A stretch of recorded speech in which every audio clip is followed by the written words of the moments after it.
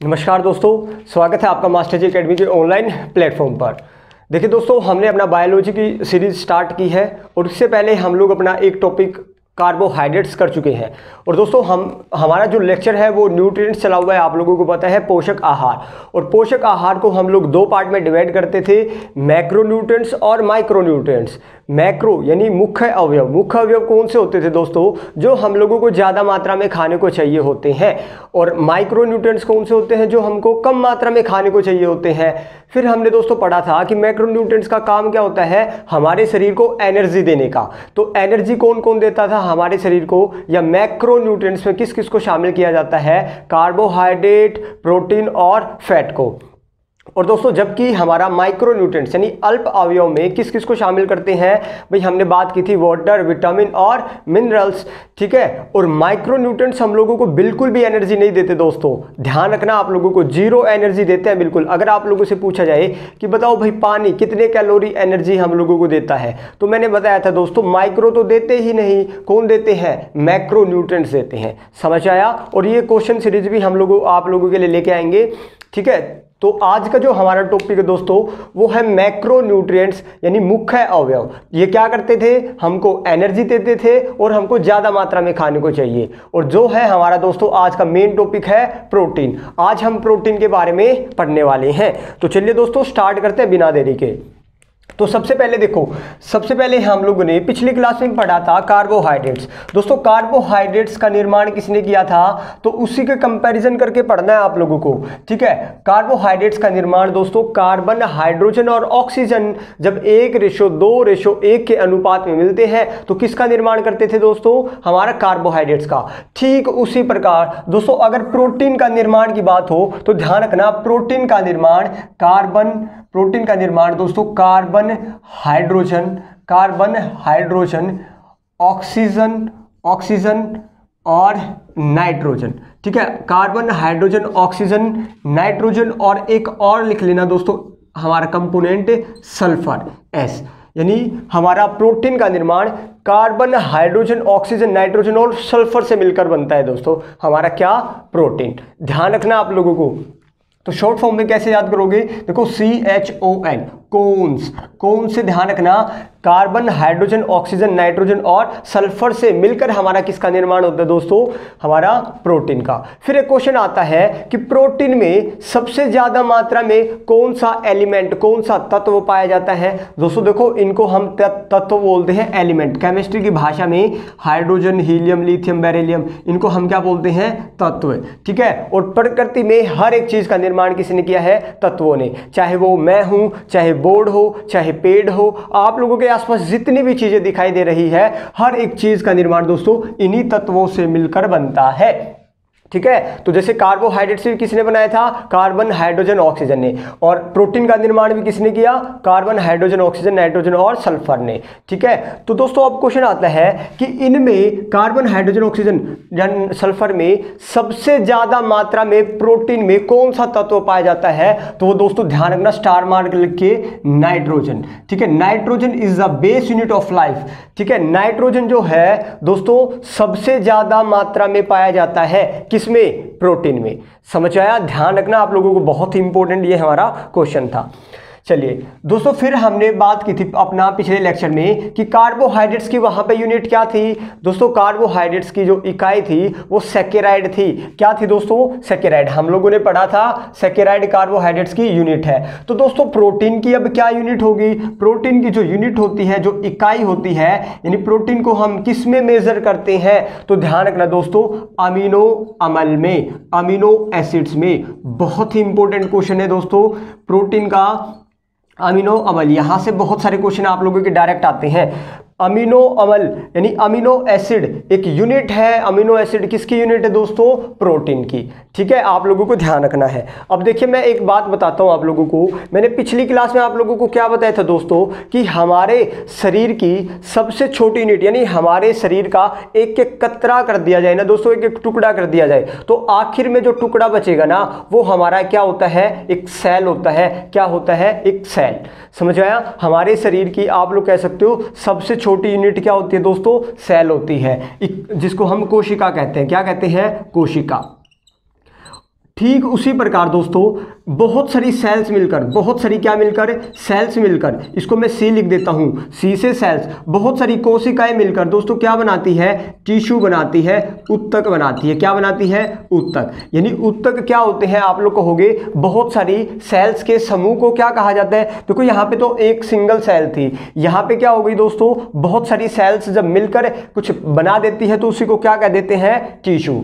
ठीक है, और आगे ध्यान रखना, जब मैं टी ही लिख देता हूं दोस्तों, कई सारे टिश्यू मिलकर, कई सारे टिश्यू मिलकर क्या बनाते हैं, हमारे शरीर का, हमारी बॉडी का कोई भी एक अंग बना देते हैं दोस्तों। जैसे हमारा लीवर बना दिया, किडनी बना दी, स्टमक बना दिया, कुछ भी हमारे शरीर का कोई भी एक अंग बना देते हैं कई सारे टिश्यू मिलकर। समझ आया। और फिर दोस्तों ध्यान रखना, बहुत सारे ऑर्गन मिलकर, अब कौन मिल गया दोस्तों, ओ आर लिख देता हूं, ऑर्गन से ओ आर, यानी बहुत सारे ऑर्गन मिलकर ही तो क्या बनाते हैं दोस्तों, एक ऑर्गेनिज्म का निर्माण करते हैं, एक हमारा जीव का निर्माण करते हैं। आप लोगों के सामने पूरा का पूरा जो जीव खड़ा होता है, एक आदमी जो होता है, वो बहुत सारे ऑर्गन्स का एक ग्रुप ही खड़ा है दोस्तों।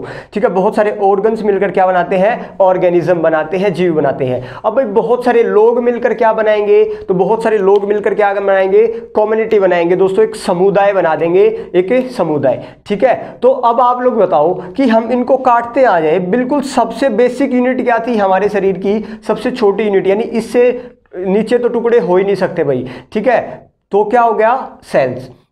समझ आया, क्या हो गया, सेल्स दोस्तों।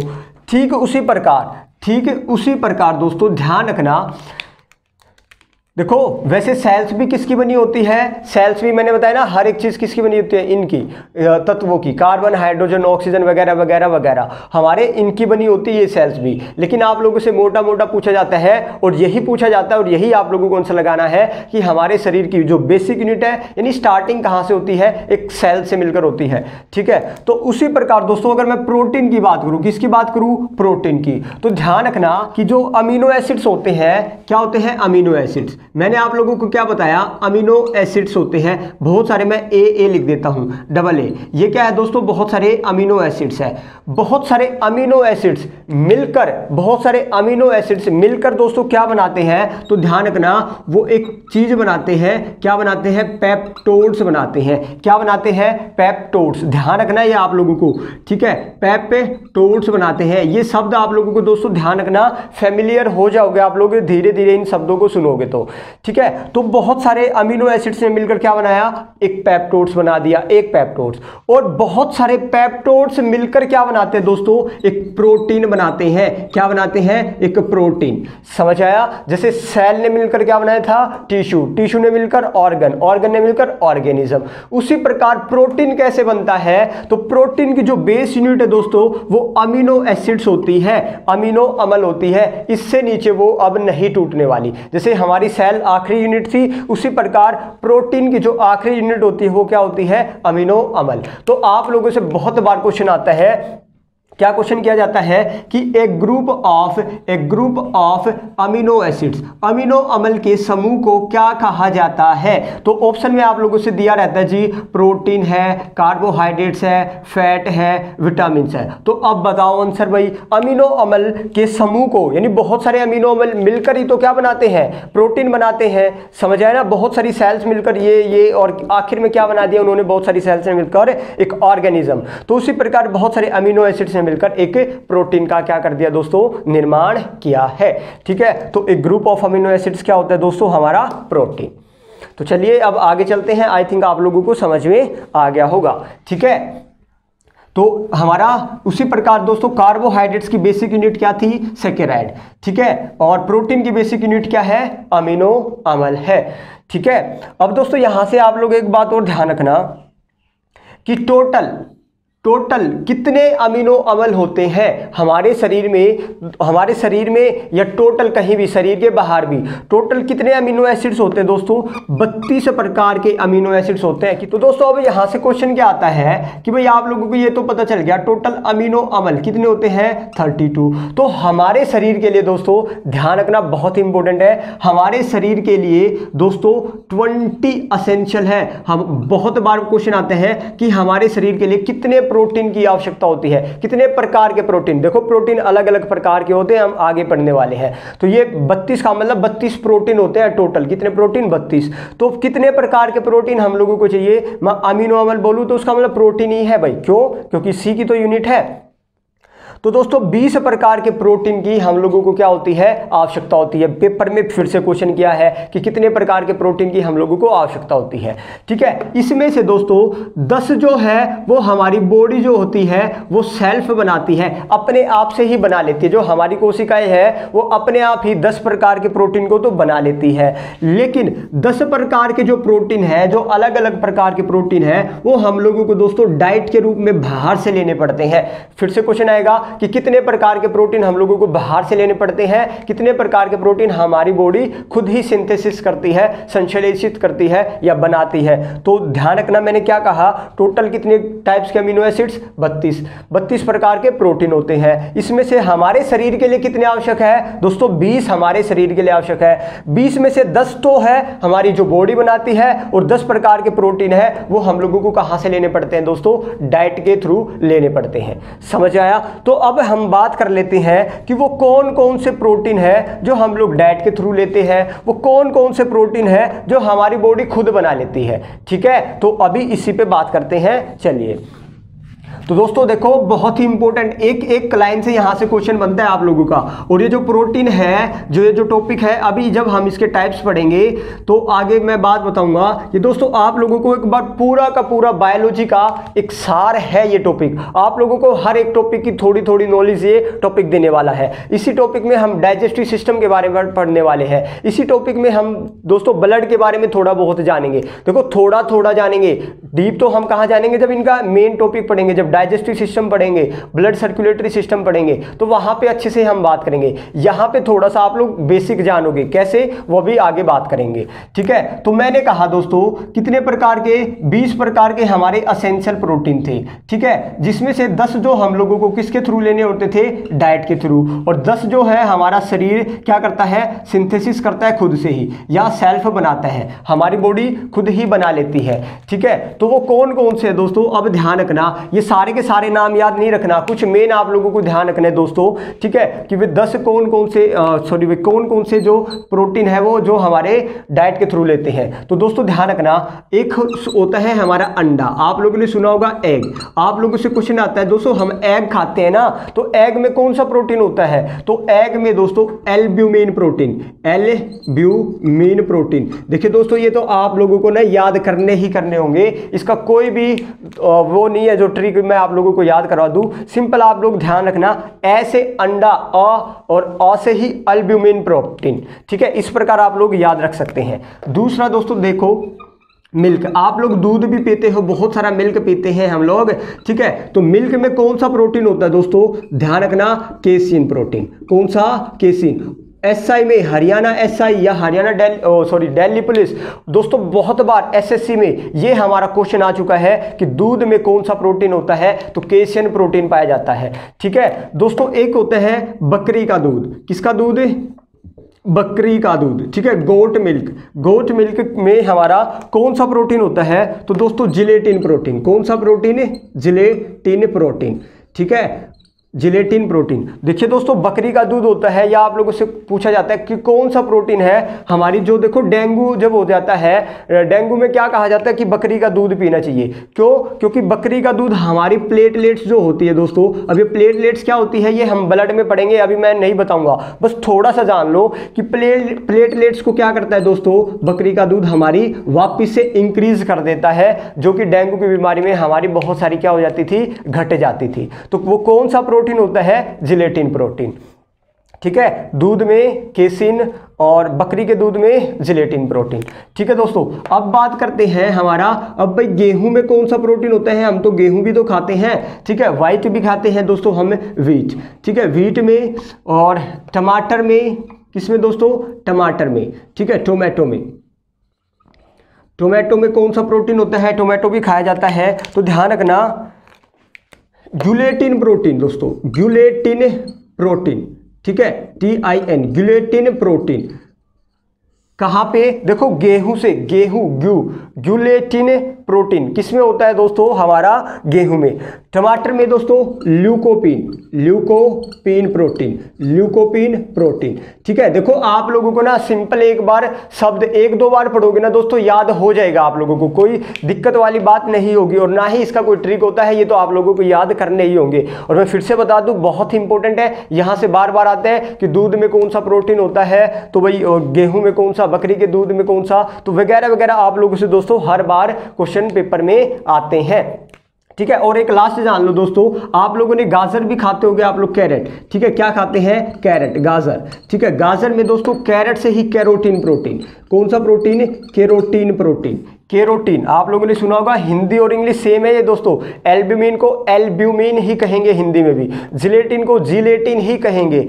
ठीक है, ग्यूलेटिन ल्यूकोपिन, इसमें कंफ्यूज मत होना, यहाँ पे जिलेट है और यहाँ पे ग्यूलेट है। ग्यू यानी गेहूं, तो ग्यूलेटिन, और जिलेट का ब्लड आप लोगों ने देखा होगा, वो आप सेविंग करते हैं तो जिलेटिन प्रोटीन से आप लोग याद रख सकते हैं। तो गाजर में कौन सा प्रोटीन होता है दोस्तों, कैरोटीन, आप लोगों ने सुना होगा कैरोटीन। ठीक है, कैरोटीन प्रोटीन किसमें, गाजर में। तो दोस्तों बस आप लोगों को यही 5-6 याद रखना, जो हम लोगों को कहां से लेने पड़ते हैं, बाहर से लेने पड़ते हैं।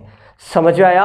अब दोस्तों बात करते हैं कि वो कौन से प्रोटीन है जो हमारा शरीर खुद से ही बना लेता है। तो खुद से जो बनाते हैं वो दोस्तों कौन कौन से प्रोटीन है, तो चलिए अब देखो। सबसे पहले एक प्रोटीन है दोस्तों थ्रोम्बिन, कौन सा प्रोटीन है, थ्रोम्बिन। ठीक है, थ्रोम्बिन। और एक है फाइब्रिन, क्या है, फाइब्रिन। देखो थ्रोम्बिन से याद रखना, दूसरा है प्रोथ्रोम्बिन, ये एक और प्रोटीन है, 1-2। फाइब्रिन है तो फाइब्रोनोजन। ठीक है दोस्तों, कौन सा है, फाइब्रियोनोजन। ठीक है, ये भी 1-2-3-4 फाइब्रोनियोजन। समझ आया।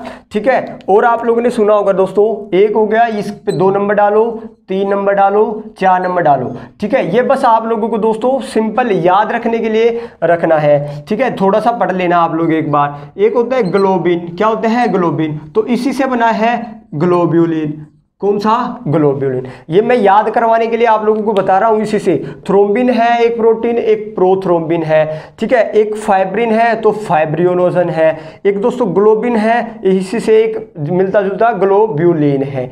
समझ आया। तो ये एक दूसरे से मिलते जुलते हैं। आप लोगों से क्वेश्चन कैसे आता है, एक तो यहां से उठा देगा, एक तो यहां से उठा देगा, बोल देगा कि कौन सा प्रोटीन हम लोगों को बाहर से लेना पड़ता है, या निम्न में से कौन सा प्रोटीन हमारे शरीर में बनता है। तो इसलिए दोस्तों मैं आप लोगों को बता रहा हूं, ये आप लोगों को याद करने ही करने हैं। और दोस्तों ये जो 6 हमने बताई है, ये जो 6 प्रोटीन होते हैं, ये सारे के सारे हमारे कहां पे पाए जाते हैं, ब्लड में पाए जाते हैं, रक्त में पाए जाते हैं। ध्यान रखना है दोस्तों आप लोगों को। ठीक है, रक्त में, ब्लड में पाए जाने वाले कौन से प्रोटीन होते हैं, इनमें से आप लोगों से क्वेश्चन पूछा जाएगा। ठीक है, हमारे खून में प्रोटीन होते हैं ये 6।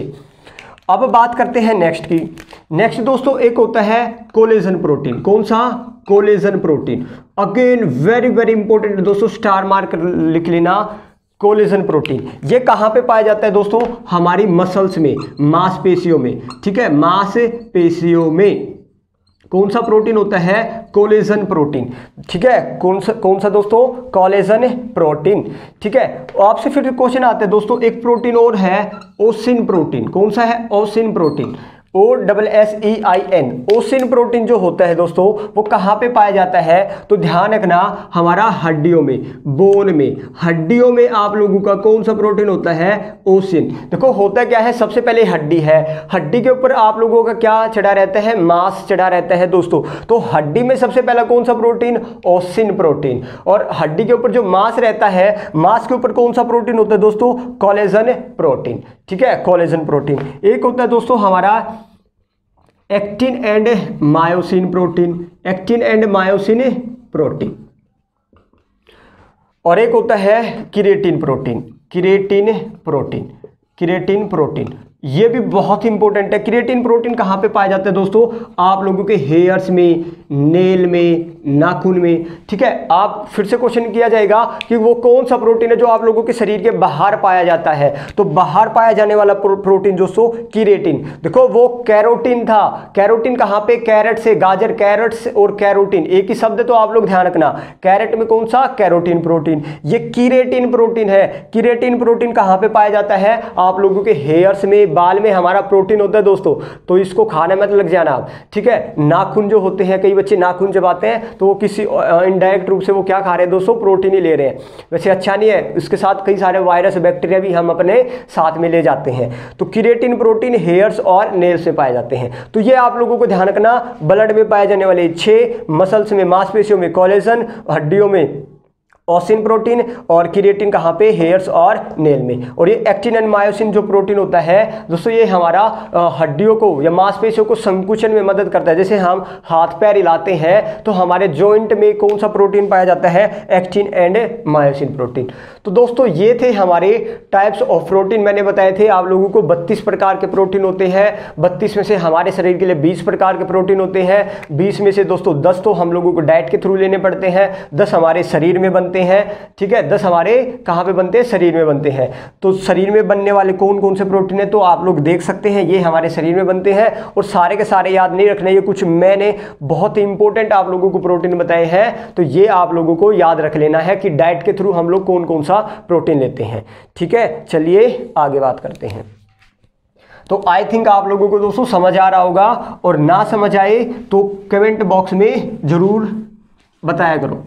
ठीक है, और दोस्तों अभी आप लोगों का, आपको पता है दिल्ली पुलिस की जो फॉर्म भी निकल चुके हैं डीपी के, तो उसके लिए दोस्तों बहुत ही इंपॉर्टेंट है हमारी बायोलॉजी, क्योंकि 50 नंबर का वहाँ पे जीके आने वाला है। 50 नंबर में दोस्तों हमारा साइंस का बहुत ही महत्वपूर्ण रोल रहता है हमारा, कहाँ पे, दिल्ली पुलिस में या किसी भी एग्जाम्स में, चाहे वो टीचिंग एग्जाम्स हो, चाहे वो एसएससी हो, चाहे दिल्ली पुलिस हो, भाई साइंस तो आप लोगों को करना ही करना है।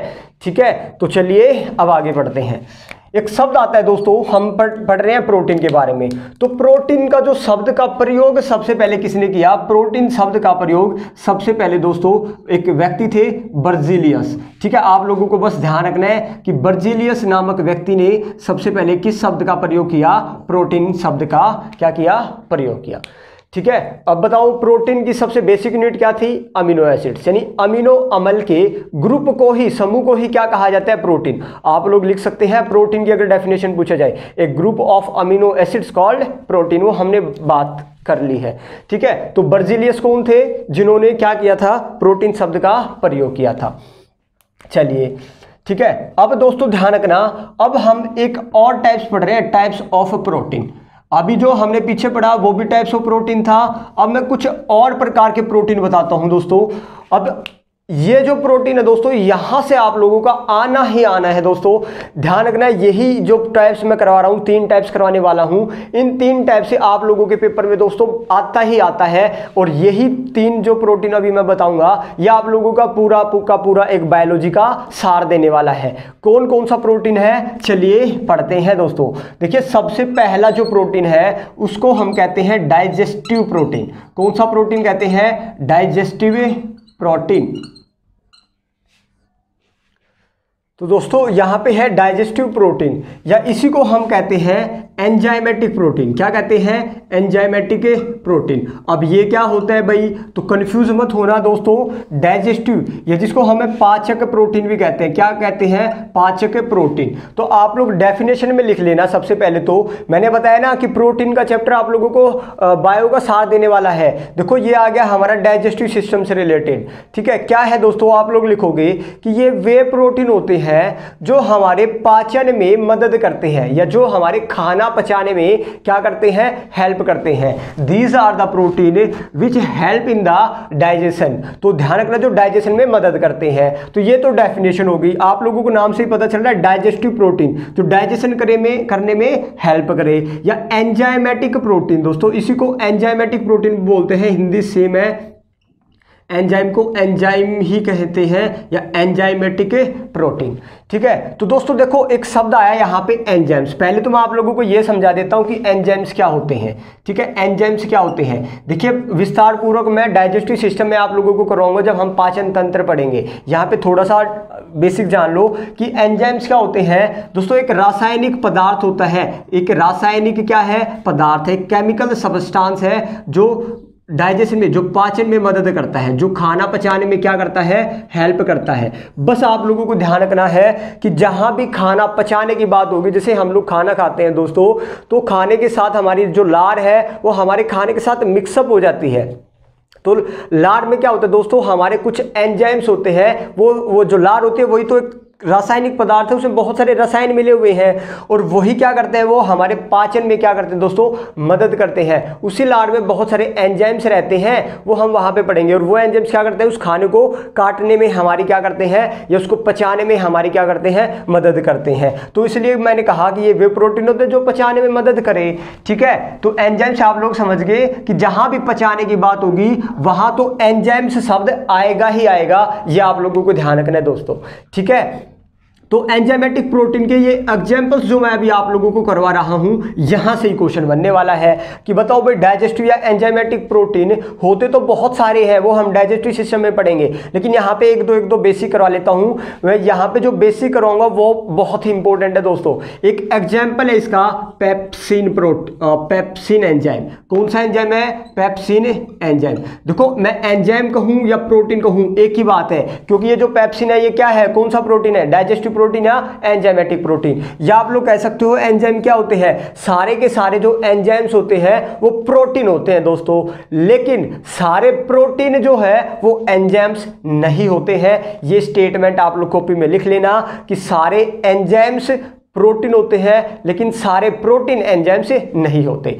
ठीक है, चलिए भाई एक एंजाइम लिखा मैंने, कौन सा, पेप्सिन एंजाइम। भाई पेप एंजाइम क्या करते थे, एंजाइम शब्द आते ही पचाने में क्या करेंगे, मदद करेंगे। क्या पचाने में मदद करता है दोस्तों पेप्सिन एंजाइम, पहले तो ध्यान रखना ये हमारे शरीर में कहां पे पाया जाता है, तो ध्यान रखना यह हमारे स्टमक में, यह हमारे स्टमक में दोस्तों। वेरी वेरी इंपॉर्टेंट जो मैं पॉइंट लिखाऊंगा ना यहाँ पे, यही से क्वेश्चन आते हैं। यह हमारे स्टमक में दोस्तों एक ग्लैंड होती है, गैस्ट्रिक ग्लैंड, जठर ग्रंथि।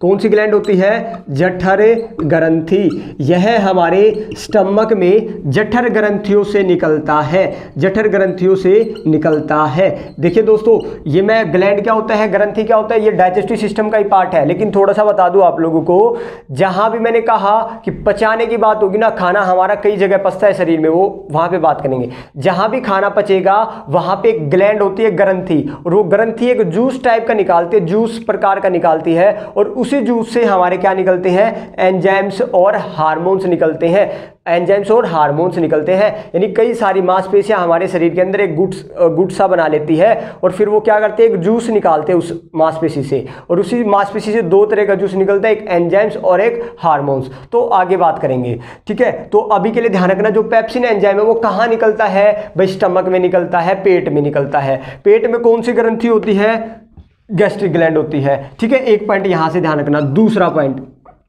भैया आपने अभी कहा कि जो एंजाइम होता है पचाने में मदद करता है, किसके पचाने में मदद करता है पेप्सिन, तो ध्यान रखना यह प्रोटीन के पचाने में मदद करता है। प्रोटीन का पाचन कौन सा एंजाइम करता है दोस्तों, बहुत बार क्वेश्चन आते हैं। ये डाइजेस्टिव सिस्टम में मैं फिर से बताऊंगा। देखिए 5 तरह का खाना था हमारा, 6 का मैक्रो और micro nutrients, carbohydrate, fat, protein, vitamin, water. तो कार्बोहाइड्रेट्स कहाँ पचता है उसकी बात हम बाद में करेंगे। ठीक है, प्रोटीन दोस्तों कहाँ पे पचता है, ध्यान रखना प्रोटीन का डाइजेशन हमारे पेट में होता है। अब भाई कौन करता है मदद, तो आप लोग ध्यान रखना पेप्सिन एक एंजाइम होता है, ये करता है। तो दूसरा पॉइंट ध्यान रखना कि प्रोटीन का पाचन करता है, कौन करता है, पेप्सिन एंजाइम। पेप्सिन एंजाइम किसका पाचन करेगा, प्रोटीन का। ठीक है, और तीसरा दोस्तों देखो आप लोगों ने, जैसे प्रोटीन का टुकड़ा है, जैसे ये प्रोटीन का टुकड़ा है, एक फिश है भाई, यही फिश हम अपने मुंह में लेंगे, जब इसको पेट में जाके ये कई सारे टुकड़ों में क्या हो जाएगा, डिवाइड हो जाएगा।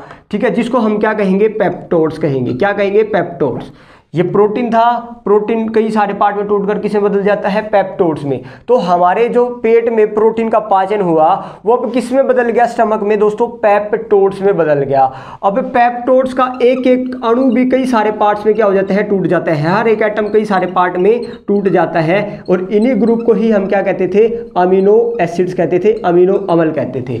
तो ध्यान रखना, प्रोटीन का पेप्टोड्स में किसने पचाने में मदद किया, प्रोटीन पेप्टोड्स में जब पचा जभी तो ये टूटा, फिर पचेगा तभी तो ये टूटेगा। तो ध्यान रखना, प्रोटीन पेप्टोड्स में जब टूटता है तो वो कौन तोड़ता है, तो वो हेल्प करता है पेप्सिन, ठीक है। और पेप्टोड्स को अमीनो एसिड्स में कौन तोड़ता है, तो दोस्तों वो एक और एंजाइम्स होता है, ट्रिप्सिन एंजाइम। कौन सा एंजाइम है, trypsin enzyme. Very very important है, आप लोगों से डायरेक्ट क्वेश्चन आते हैं। ट्रिप्सिन को हिंदी में भी ट्रिप्सिन ही बोलते हैं, पेप्सिन को हिंदी में भी दोस्तों पेप्सिन ही बोलते हैं, ठीक है। एक बार मैं फिर से रिकॉल करवाता हूं मैंने क्या पढ़ाया भाई। डाइजेस्टिव सिस्टम वो थे जो हमारे पाचन में मदद करते हैं, ये वे प्रोटीन होते हैं जो हमारे खाना पचाने में क्या करेंगे, मदद करेंगे, ठीक है। डेफिनेशन तो समझ गए, लेकिन एग्जाम्पल इंपॉर्टेंट है। एग्जाम्पल एक होता है दोस्तों, एक पेप्सिन एंजाइम, पेप्सिन है और एंजाइम है। एंजाइम आते ही मैंने कहा क्या शब्द आना चाहिए ध्यान में, कुछ न कुछ पचाने में मदद करेगा। तो पेप्सिन किसको पचाता है दोस्तों, प्रोटीन को पाचन करने में, या प्रोटीन को कौन तोड़ता है, प्रोटीन को दोस्तों पेप्सिन एंजाइम तोड़ता है। तो प्रोटीन किस में टूटा, पेप्टोड्स में टूटता है। ये भी क्वेश्चन पूछा जा सकता है, प्रोटीन किस में टूटता है, पहले पेप्टोड्स में। पेप्टोड्स किस में टूटता है, अमीनो एसिड्स में। तो फिर बात की हमने प्रोटीन जो था, ये तो प्रोटीन है, प्रोटीन को पेप्टोड्स में किसने तोड़ा, किसने मदद किया तोड़ने में, पेप्सिन एंजाइम ने, ठीक है, स्टमक में। और फिर दोस्तों पेप्सिन कहां पे निकलता है, ये भी ध्यान रखना, स्टमक में। मैंने बताया ना, पेट में, ठीक है। पेट के बाद जो हमारा प्रोटीन पच जाता है, फिर हमारा खाना और जब नीचे जाएगा तब वो पूरी तरह नहीं पचा है अभी। ये पूरी तरह कब बचेगा ये प्रोटीन, जब ये अमीनो एसिड्स में कन्वर्ट हो जाएगा, ठीक है। जब ये अमीनो एसिड्स में टूटता है तो इसको कौन तोड़ता है दोस्तों, एक ट्रिप्सिन, एक और एंजाइम होता है, वो सेकंड पॉइंट में वही लिखवाता, यहाँ पे बता दिया मैंने। ट्रिप्सिन एंजाइम क्या करता है, इसको तोड़ देता है। और ये ट्रिप्सिन कहाँ पे पाया जाता है, तो ये भी ध्यान रखना, पैनक्रियाज में। एक हमारा ऑर्गन होता है अग्नाशय, ठीक है। ये एक ऑर्गन है, जैसे किडनी है, लीवर है, स्टमक है, उसी प्रकार का एक ऑर्गन है, हमारा अंग है पैनक्रियाज, अग्नाशय। तो दोस्तों वेरी वेरी इंपॉर्टेंट, ये मैंने आप लोगों को स्लाइड बताई है, यहाँ से बहुत बार क्वेश्चन आता है। ये मैं डाइजेस्टिव सिस्टम में भी अच्छी तरह से वहाँ पे डिटेल में आप लोगों को डिस्कस करूँगा, ठीक है। तो अभी के लिए ध्यान रखना, यही हमारा, और भी बहुत सारे एंजाइम है। वो मैंने कहा ना कि सारे एंजाइम्स क्या होते हैं, प्रोटीन, लेकिन सारे प्रोटीन एंजाइम्स नहीं होते भाई, ठीक है। तो ये आप लोगों को में भी समझ में आ गया कि प्रोटीन का पाचन कौन करता है, पेप्सिन एंजाइम करता है। प्रोटीन कहाँ पे पाया जाता है, कहाँ निकलता है प्रोटीन, स्टमक में निकलता है। स्टमक में यानी पेट में, पेट में प्रोटीन को तोड़ के पेप्सिन किस में बदल देगा, पेप्टोड्स में बदल जाता है। आपसे पूछा जाएगा पेट में प्रोटीन किस में बदल जाता है, पेप्टोड्स में। पेप्टोड्स फिर नीचे जाके किस में बदल जाएगा, अमीनो एसिड्स में। कौन तोड़ेगा, ट्रिप्सिन एक एंजाइम होता है, कहाँ पे पाया जाता है, पैनक्रियाज से निकलता है, अग्नाशय से निकलता है, ठीक है। डिटेल स्टडी हम आगे जानेंगे। थोड़ा सा दोस्तों बेसिक जान लो आप लोग, अगर आप लोगों को समझ में ना आया तो कोई इशू नहीं है, क्योंकि हमारा मैंने बताया ना एक सेपरेट टॉपिक आने वाला है डाइजेस्टिव सिस्टम का, वहां भी अच्छे से करने वाले हैं, ठीक है। सी पॉइंट देखो, अब सी पॉइंट ध्यान रखना दोस्तों, पेप्सिन एंजाइम जो है, पेप्सिन जो एंजाइम है यह है रक्त का थक्का जमाने में भी मदद करता है। रक्त का थक्का मतलब होता है ब्लड क्लोटिंग। ब्लड क्लोटिंग बहुत इंपॉर्टेंट है दोस्तों। बहुत सारे एंजाइम्स होते हैं, पेप्सिन, ट्रिप्सिन, रेनिन, वो आगे पढ़ेंगे। बहुत सारे एंजाइम है, आपसे पूछा जाएगा वो कौन सा एंजाइम है जो ब्लड क्लोटिंग में यानी रक्त का थक्का जमाने में मदद करता है, तो दोस्तों वो है पेप्सिन एंजाइम। कौन सा एंजाइम है, पेप्सिन। या आप लोग देखो, जब आप लोगों का कहीं पे कट लग जाता है, आप लोगों का ब्लड क्या होता है दोस्तों, बहने लग जाता है, और वो बहता बहता दोस्तों अपने आप ही क्या हो जाता है, रुक जाता है। वो अपने आप क्यों रुकता है, वो अपने आप रुकने का मतलब है उसके ऊपर एक परत, एक लेयर चढ़ जाती है, उसी को हम क्या कहते हैं, ब्लड का क्या हो गया, क्लोट हो गया, यानी अब वो खून हमारा नहीं बहेगा। समझ आया। तो दोस्तों शरीर के बाहर क्लोटिंग होना बहुत ही जरूरी है, लेकिन शरीर के अंदर जो है खून नहीं जमना चाहिए दोस्तों। शरीर के बाहर जम जाए बेशक, तो जमना भी चाहिए, तो शरीर के अंदर नहीं जमना चाहिए। अब यहीं से मैं एक पॉइंट आप लोगों को बताता हूं, यहां पे ध्यान आ गया तो अभी सुन लेना भाई। ठीक है। अब यहाँ पे किसकी बात की मैंने, ब्लड क्लोटिंग की। किसकी बात की दोस्तों, ब्लड क्लोटिंग की। ठीक है, क्या होता है ब्लड क्लोटिंग, कहाँ पे, रक्त का थक्का कहाँ पे, बाहर। तो दोस्तों ध्यान रखना, नोट में लिख लेना कि ब्लड क्लोटिंग, रक्त का थक्का कौन कौन चीज जमाती है, रक्त का थक्का जमाने में कौन कौन मदद करता है। तो दोस्तों अगर आप लोगों से एंजाइम पूछा जाए तो हमने बात की, जो पेप्सिन एंजाइम है वो हमारे क्या करते हैं, ब्लड का क्लोट करता है बाहर, रक्त का थक्का जमाता है। ठीक है, दूसरा आपसे पूछा जाए कि वो विटामिन कौन सा है, विटामिन के ब्लड क्लोटिंग में दोस्तों हेल्प करता है। कौन सा एंजाइम करेगा, पेप्सिन। विटामिन कौन सा करेगा, के, विटामिन के। दोस्तों फिर पूछा जाएगा कि कौन सा तत्व, कौन सा एलिमेंट जो है ब्लड क्लोटिंग में हेल्प करता है, तो कैल्शियम। कैल्शियम जो है दोस्तों आप लोगों का ब्लड क्लोटिंग में भी हेल्प करता है। ठीक है, आप लोगों को फिर से ध्यान रखना। और दोस्तों एक और चीज होती है फाइब्रिनोजन। ठीक है, फाइब्रोनोजन अभी अभी हमने पढ़ा था, आप लोगों को पता है, जब हम चार्ट में डिवाइड कर रहे थे कि जो हमारे शरीर में खुद बनता है। ठीक है, फाइब्रोनोजन, फाइब्रियोज दोस्तों, फाइब्रियोनोजन। ठीक है, फाइब्रियोनोजन जो प्रोटीन होता है, ये प्रोटीन है दोस्तों, ये ध्यान रखना है कौन सा, ये भी क्या है, एक प्रोटीन। वैसे तो एंजाइम भी प्रोटीन ही होते हैं। फाइब्रियोनोजन जो प्रोटीन है ये दोस्तों कहाँ पे पाया जाता है, एक बात ध्यान रखना, लीवर में बनता है। कहाँ पे बनता है, लीवर में। तो ये चार चीजें जो होती है यकृत में, ये चार चीजें दोस्तों हेल्प करती है किसमें, ब्लड क्लोटिंग में। इंपॉर्टेंट है, ध्यान रखने आप लोगों को। ठीक है, और दोस्तों ध्यान रखना, अब बात आती है कि शरीर के अंदर आपको पता है हमारा वीन्स में यानी नसों में खून बहता रहता है।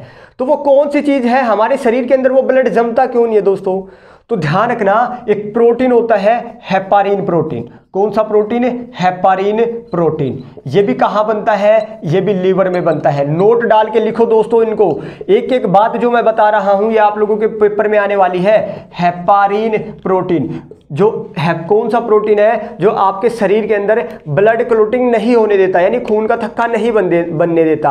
अगर अंदर जम गया दोस्तों खून हमारे ब्लड में, फिर तो भाई क्या हो जाएगा, आपकी मृत्यु निश्चित है, क्योंकि ब्लड फ्लो ही नहीं हो पाएगा। ठीक है, फ्लो नहीं हो पाएगा तो आपके ऑर्गन धीरे धीरे क्षतिग्रस्त होना स्टार्ट हो जाता है और आपकी मृत्यु हो जाएगी। तो शरीर के अंदर ब्लड नहीं जमना चाहिए। तो वो कौन सा प्रोटीन है जो नहीं जमने देता, हेपारिन प्रोटीन। कहाँ पे पाया जाता है, लीवर में। ठीक है, फाइब्रोनोजन प्रोटीन भी लीवर से ही उत्पन्न होता है, लीवर से ही बनता है, लेकिन ये हमारे शरीर के बाहर ब्लड क्लोटिंग में हेल्प करता है।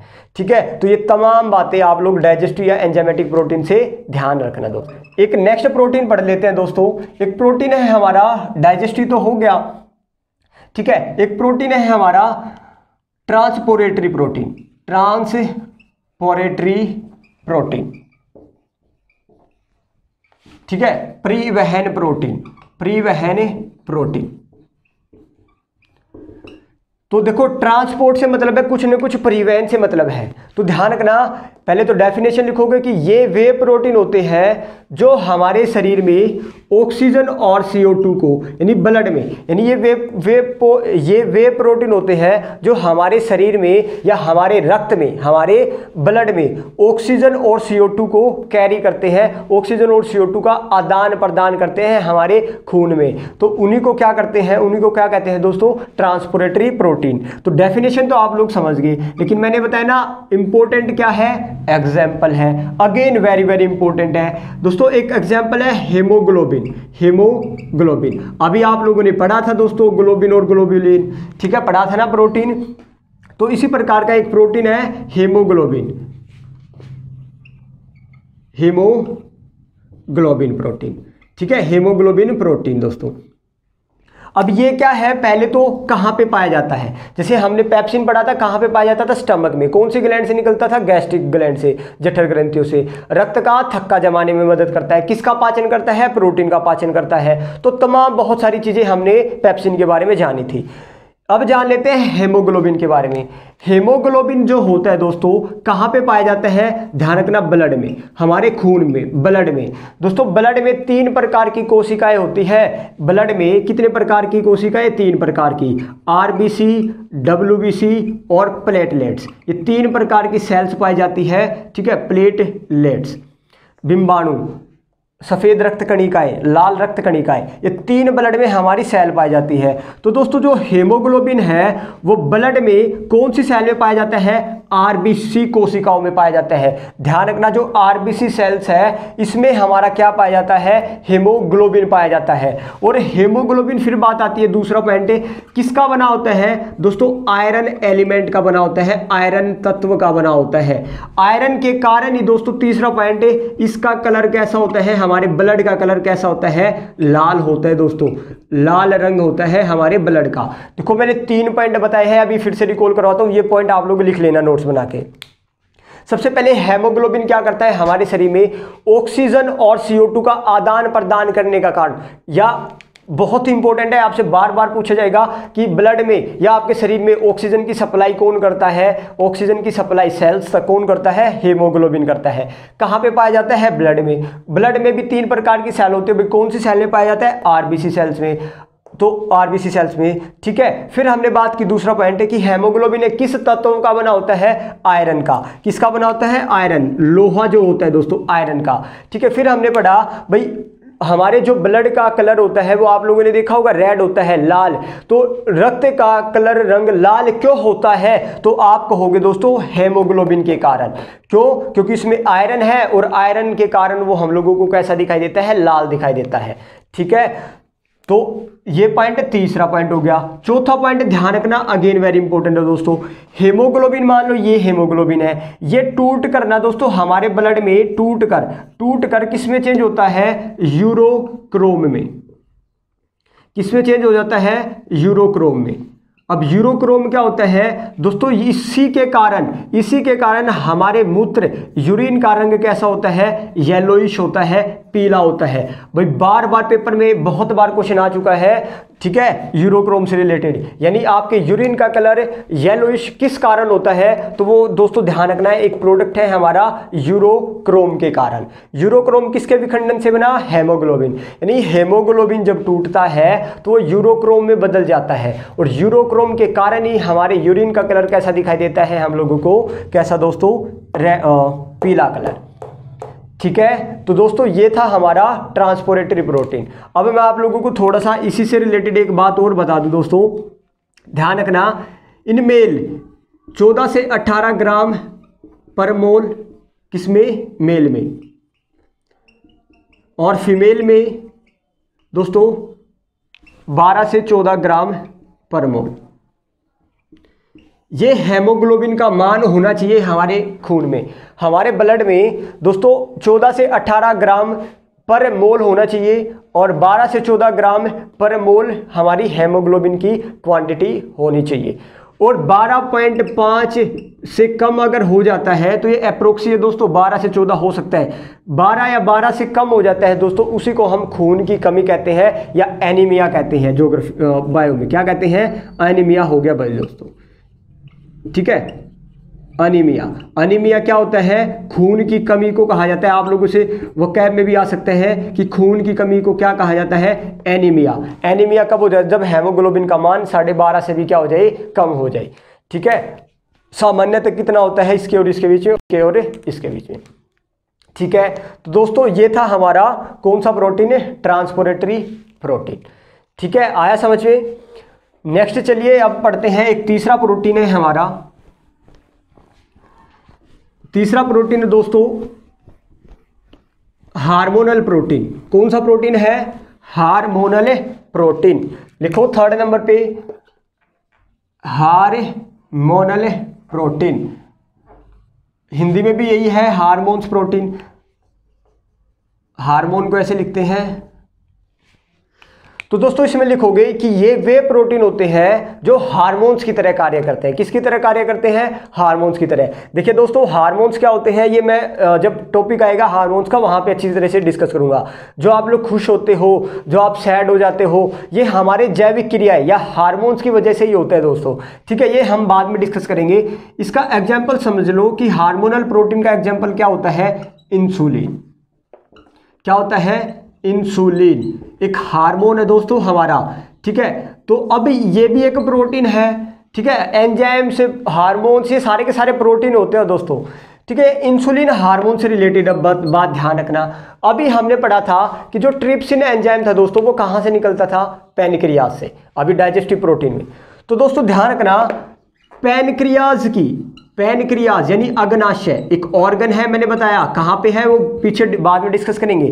पैनक्रियाज की एक सेल्स होती है, 3 प्रकार की सेल्स होती है पैनक्रियाज में, अल्फा बीटा और गामा। तो इंसुलिन कहाँ पे पाया जाता है, सबसे पहले वो पढ़ रहे हैं हम कि अग्नाशय की बीटा सेल से इंसुलिन निकलता है। कौन निकलता है, इंसुलिन। ठीक है, इंसुलिन कहाँ से निकलता है, पैनक्रियाज की बीटा सेल से निकलता है। समझ आया। अब इसका काम पढ़ लेते हैं, इंसुलिन करता क्या है। तो ध्यान रखना, ब्लड में दोस्तों, ब्लड में शुगर लेवल को कंट्रोल नियंत्रण करने का कार्य इंसुलिन का होता है। वेरी इंपॉर्टेंट है दोस्तों, ब्लड में शुगर लेवल जो होता है उसको कंट्रोल करना किसका काम होता है, इंसुलिन का।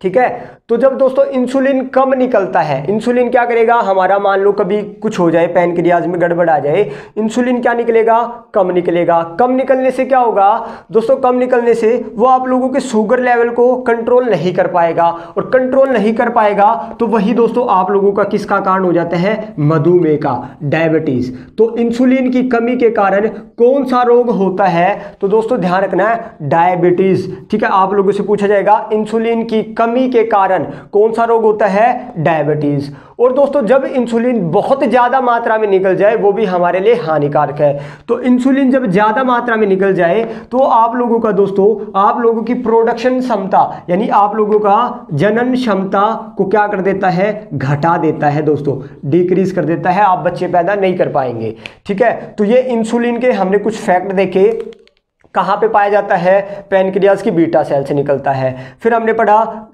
क्या करता है, ब्लड में शुगर लेवल को कंट्रोल करता है। अगर शुगर लेवल कंट्रोल नहीं होगा तो शुगर लगातार बढ़ता जाएगा, इंक्रीज होता जाएगा, और लगातार बढ़ता जाएगा तो वो डायबिटीज हो जाएगा। इंसुलिन की ब्लड में लगातार शुगर का बढ़ना ही तो क्या है, डायबिटीज है। ठीक है, इंसुलिन की कमी से कौन सा रोग होता है, डायबिटीज होता है। और इंसुलिन की ज्यादा मात्रा से कौन सा रोग होता है, जनन क्षमता हमारी क्या हो जाती है, कम हो जाती है। समझ आया। तो दोस्तों ये 3 हमारे कुछ मेन इंपॉर्टेंट क्या थे, प्रोटीन से, उनके अलावा जो हमने पढ़े। ठीक है, तो ये आप लोगों को ध्यान रखना है। अब कुछ और बात कर लेते हैं कुछ फैक्चुअल क्वेश्चन की। तो दोस्तों ये है हमारे कुछ फैक्चुअल क्वेश्चन। ठीक है, बहुत ही इंपॉर्टेंट है ये पांचों के पांचों, ध्यान रखना। पहला है प्रोटीन की कमी से दोस्तों कौन सा रोग होता है, हम लोग प्रोटीन नहीं खाएंगे तो अब ये जो टाइप्स पढ़े हमने, वर्क पढ़ा, अगर वो नहीं होगा तो सारी की सारी कमी हो जाएगी दोस्तों। वैसे मेन हमारा ध्यान रखना, क्वाशियोर्कर और मरासमस रोग किसकी कमी से होता है, तो दोस्तों प्रोटीन की कमी से। ये बीमारियां हैं कुछ दोस्तों, इसमें हाथ पाँव जो है बिल्कुल पतले हो जाते हैं और पेट बहुत ज़्यादा निकल आता है, और इसमें तो बिल्कुल ही हमारा पतला शरीर हो जाता है मरासमस डिजीज में। ठीक है, तो आप लोगों को बस ध्यान रखना है प्रोटीन की कमी से कौन सा रोग होता है। अब तीसरे पॉइंट पे आओ, दूसरा मैं बाद में समझाता हूं। दोस्तों प्रोटीन जो होता है वो हमारी ग्रोथ करता है, एनर्जी देता है, तमाम चीजें, बहुत सारी चीजें करता है, आप लोगों ने पढ़ा अभी की अभी। ठीक है, तो अंतरिक्ष में जब वो लोग जाते हैं एस्ट्रोनॉट, तो वो लोग क्या लेके जाते हैं दोस्तों, एक सवाल होता है, क्लोरेक्स एल्गी लेके जाते हैं। एक छोटी सी बाइट लेते हैं और वो बाइट क्या करते हैं, उनकी बहुत ज़्यादा आवश्यकताओं को प्रोटीन की पूरा कर देता है। एक छोटी सी बाइट कई दिनों की प्रोटीन की उनकी पूर्ति कर देता है। तो आप लोग ध्यान रखना कि अंतरिक्ष यात्री अपनी प्रोटीन की पूर्ति किससे करते हैं, क्लोरेक्स शैवाल से करते हैं। ठीक है, क्योंकि भाई अंतरिक्ष में जाएंगे तो पता नहीं कितने महीने उनको वहां पे रहना पड़ता है। तो दोस्तों वो प्रोटीन तो लेके जा नहीं सकते क्योंकि बहुत कम वजन लेके जाना होता है उनको अपने साथ जहाज में। ठीक है, तो दोस्तों ध्यान रखना, बहुत ही कम ये हमारा क्लोरेक्स शैवाल एक छोटा सा पीस कई दिनों की हमारी सप्लाई को क्या कर देता है, फुलफिल कर देता है। प्रोटीन को दोस्तों बिल्डिंग ब्लॉक ऑफ लाइफ भी कहा जाता है। एक बात ध्यान रखना, मैंने आप लोगों को टाइप्स ऑफ प्रोटीन पढ़ाया है। अगर बात की जाए कि जो दोस्तों हम बाहर से प्रोटीन लेते हैं, सबसे ज़्यादा बाहर से कौन सा प्रोटीन लेते हैं हम अबंडेंट मात्रा में, तो वो था दोस्तों मिल्क में पाया जाने वाला प्रोटीन, केसियन प्रोटीन, ध्यान रखना। और जबकि जो हम लोग, हमारा शरीर सेल्फ बनाता है, जो हमारा शरीर खुद से बनाता है प्रोटीन, तो सबसे ज़्यादा मात्रा में कौन सा प्रोटीन पाया जाता है, वो था मांसपेशियों में पाया जाने वाला प्रोटीन, कोलेजन प्रोटीन। ये फैक्ट है, ध्यान रखना। और दोस्तों देखो, बिल्डिंग ब्लॉक ऑफ लाइफ, हमारी जो बिल्डिंग बनी हुई है ये मांस से ही तो बनी हुई है। किससे बनी हुई है, मांस से। तो मांस में क्या पाया जाता है, प्रोटीन। कौन सा प्रोटीन, कोलेजन प्रोटीन। तो इसलिए प्रोटीन को बिल्डिंग ब्लॉक ऑफ लाइफ भी कहा जाता है दोस्तों। ठीक है, पूरे का पूरा ढांचा। सबसे ज़्यादा प्रोटीन दोस्तों ध्यान में रखना फिश में पाया जाता है, मछली में।